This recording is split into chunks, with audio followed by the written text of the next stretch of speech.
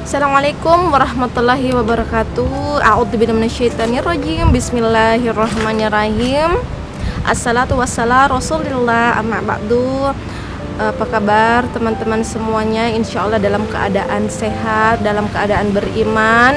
Insya Allah sehat iman, sehat imun, dan tetap menjaga kesehatan ya.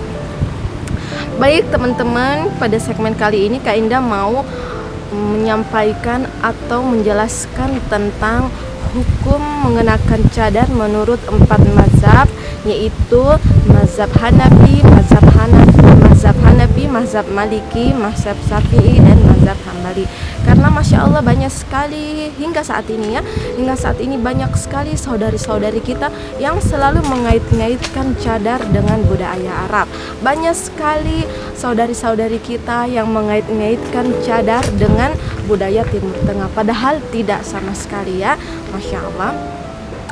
Jadi kita bercadar, kita memilih Islam, kita memilih menjadi seorang muslim itu karena apa? Karena ajarannya Rasulullah Sallallahu Alaihi Wasallam. Karena apa? Karena perintahnya Allah Subhanahu Wa Taala melalui Rasulnya Muhammad Sallallahu Alaihi Wasallam. Allahumma sholli ala sayyidina Muhammad wa ala sayyidina Muhammad. Kalau sekiranya Rasulullah itu hadir atau diturunkan di Indonesia, maka kita akan apa?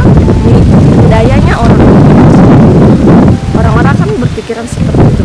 Jika Rasulullah hadir di tanah Jawa, maka orang-orang akan beranggapan bahwa kita mengikuti budayanya orang Jawa. Jika Rasulullah lahir di Indonesia Timur, di daerah Papua, maka orang-orang akan berkata kita mengikuti budayanya orang Papua. Kalau Rasulullah lahir di tanah Bugis, maka orang-orang berkata kita mengikuti budaya Bugis. Jadi sama sekali tidak ya. Masya Allah sekali, Allah mentakdirkan Rasulullah lahir di tanah Arab, Rasulullah berdarah Arab, dan Al-Quran juga diturunkan di tanah Arab dengan berbahasa Arab. Itu artinya apa? Kita mengikuti perintahnya Allah melalui Rasulnya, melalui kitab-kitabnya. Jadi sama sekali bukan masalah budaya ya teman-teman, bukan masalah budaya. Jangan pernah dikait-kaitkan. Tidak ada kaitan antara bercadar dengan perempuan Arab. Tidak ada kaitan antara bercadar dengan budaya manapun. Tidak ada. Orang selalu berkata, "Kak, kenapa sih pakai cadar? Orang Arab aja nggak pakai cadar." Emang kenapa kalau orang Arab nggak pakai cadar? Tidak ada kaitannya dengan orang yang mau bercadar, tidak ada. Terus Kak, orang di Arab itu kan bercadar karena di sana tuh gurun pasir, padang pasir, di sana tuh panas. Tidak ada kaitannya. Mau kita di Korea yang dingin, mau kita di Indonesia yang suhunya yang beriklim tropis, tidak ada. Karena ini apa? Ini adalah perintahnya Allah melalui Rasulnya, dan sudah diterapkan oleh para sahabiah, oleh para sahabat, oleh para salafus saleh, tabi'ut tabi'in, dan mereka sudah menerapkannya mendahului kita. Maka kita apa? Maka kita sebagai orang-orang di akhir zaman, maka kita apa? Wajib mengikuti para salaf yang insya Allah mereka mengikuti perintahnya Allah melalui Rasulnya. Jadi sekarang Kak Indah mau menjelaskan tentang pandangan mengenakan cadar atau hukum mengenakan cadar menurut 4 mazhab. Baik, Kak Indah akan mulai yang pertama ya, mazhab Hanafi. Jadi di mazhab Hanafi itu pandangan tentang cadar adalah wajah wanita bukanlah aurat, namun dianjurkan, disunnahkan. Sunnah bukan sekedar kita melakukannya mendapat pahala, dan jika kita tidak melakukannya kita tidak mendapat apa-apa, tidak. Sunnah itu artinya dianjurkan atau Rasulullah memerintahkan untuk bercadar. Kalau kita tidak mengikuti perintahnya Rasulullah, lalu perintah siapa yang akan ya? Nah, kemudian wajib mengenakan cadar jika dikhawatirkan wajahnya menimbulkan fitnah. Jadi jika kita merasa wajah kita ayu, wajah kita cantik, wajah kita menawan ya, elok, kita tidak apa? Kita tidak boleh memperlihatkannya. Jadi kita wajib mengenakan cadar ya.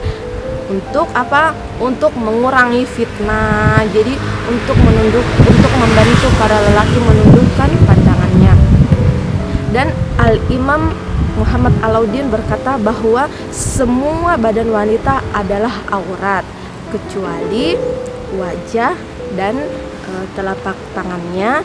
Namun ada satu riwayat juga yang mengatakan bahwa yang mengatakan juga telapak tangan luarnya, tetapi menjadi aurat jika di hadapan laki-laki ajnabi. Laki-laki ajnabi itu apa? Laki ajnabi itu adalah laki yang bukan mahram, termasuk suaranya ya, termasuk suara wanita adalah aurat. Jadi jangan tuh wanita itu kalau di depan laki ajnabi dia apa itu namanya, berleye-leye, bermanja-manja, suaranya itu digemesin. Gimana itu digemesin? Karena itu apa? Akan membangkitkan syahwat seorang laki. Jadi tidak diperbolehkan. Namun itu tidak menjadi aurat. Wajah itu, telapak tangan dan suara itu tidak menjadi aurat jika kita bersama mahram atau kita bersama sesama wanita muslimah. Itu. Nah, kemudian di mazhab Maliki. Nah, di mazhab Maliki juga mazhab Maliki juga pandangannya bahwa wajah bukanlah aurat. Namun dianjurkan untuk mengenakan cadar jika dikhawatirkan dapat membangkitkan syahwat, dapat menimbulkan fitnah. Maka itu diwajibkan kita untuk mengenakan cadar. Dan namun di sebagian atau hampir sebagian ulama yang bermazhab Maliki ini menyatakan seluruh tubuh wanita adalah aurat. Ibnul Arabi berkata, wanita seluruhnya adalah aurat, badannya, suaranya, tidak boleh menampakkan wajahnya kecuali keadaan darurat. Misalnya dia sakit tuh, mau dioperasi, dia di UGD apa segala macam, dia wajib. Kemudian untuk melakukan pengobatan juga boleh diperlihatkan wajahnya. Dan kemudian dia sedang berada di persaksian, misalnya orang mau mendaftar kerja tuh, jadi dicek, nah bener nggak ini orangnya yang di KTP sama yang aslinya bener nggak, jadi dibuka cadarnya untuk dicek, itu boleh apa tidak, itu boleh. Nah, kemudian mazhab Syafi'i. Mazhab Syafi'i ini adalah kebanyakan orang Indonesia menerapkan mazhab Syafi'i. Nah, di mazhab Syafi'i juga pendapatnya aurat wanita di depan lelaki ajnabi adalah seluruh tubuhnya. Jadi wajib bercadar ya. Jadi kalau lelaki bukan mahram itu kita nggak boleh nampakin tubuh kita ya. Jadi wajib kita tutup. Nah, di Imam Syarwani berkata jenis aurat wanita itu ada 3 ya. Yang pertama, aurat ketika kita sholat. Aurat ketika kita sholat itu yang tidak termasuk adalah wajah dan telapak tangan.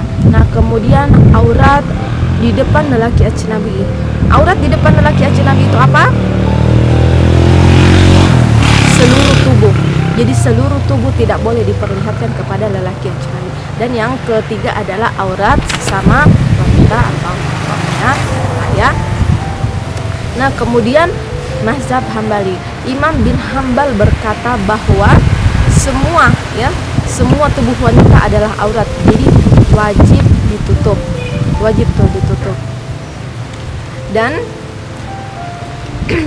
jangan diperlihatkan ya, jangan diperlihatkan kepada yang bukan mahram ya, jangan diperlihatkan. Jadi apalagi tuh sengaja kita tuh pakai yang pendek-pendek gitu untuk sengaja memperlihatkan, tidak boleh. Untuk mengundang fitnah, biasa kita mau mengenakan biar terlihat cantik, kita mengenakan yang pendek-pendek tuh biar kelihatan, tidak boleh ya. Nah, kemudian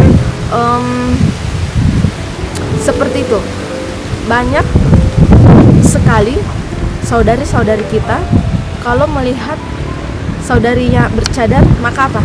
Menghujatnya, ya kan? Mengkucilkannya, ya kan?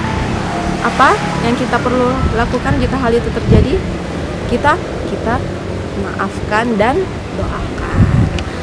Barangkali mereka menghujat itu karena mereka belum tahu ayatnya seperti apa. Nah, kita yang sudah paham, insya Allah kita terus memperdalam ilmu kita, karena semakin berisi padi maka semakin ya. Jadi jangan ada kata-kata kita akan membalas cacian orang, jangan ada perlakuan kita akan membalas sakit hati dengan sakit hati, karena tidak ada gunanya ya. Syekh Abdullah bin Abdul Aziz berkata bahwa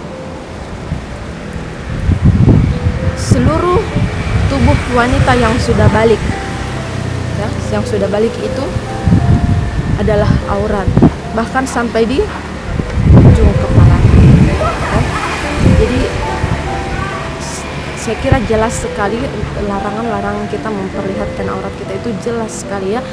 Jadi kesimpulannya adalah 4 mazhab sepakat bahwa seluruh tubuh wanita adalah aurat di depan lelaki ajnabi, maka diwajibkan mengenakan cadar ya, wajib mengenakan cadar di depan lelaki ajnabi. Baik saudaraku sesama muslim muslimah, semoga kita bisa saling menguatkan, saling belajar dalam kebaikan, jangan membalas sakit hati dengan sakit hati. Semoga Allah ridho terhadap kita, semoga Allah ridho dengan perjuangan kita untuk memiliki surga, semoga Allah ridho dengan perjuangan kita menjalankan yang benar insya Allah, semoga Allah ridho kita berada di jalannya insya Allah ya. Jadi jangan saling menjudge, jangan saling menghakimi, mari kita sama-sama mengajak satu sama lain untuk berada dalam kebaikan. Insya Allah videonya Kak Indah cukupkan sampai di sini. Semoga bermanfaat. Semua yang benar hanya milik Allah, dan jika pun ada kesalahan itu datangnya dari Kak Indah, karena manusia bukanlah tempatnya kebenaran. Kebenaran hanya milik Allah dan manusia adalah tempatnya salah dan lupa. Semoga bermanfaat. Assalamualaikum warahmatullahi wabarakatuh.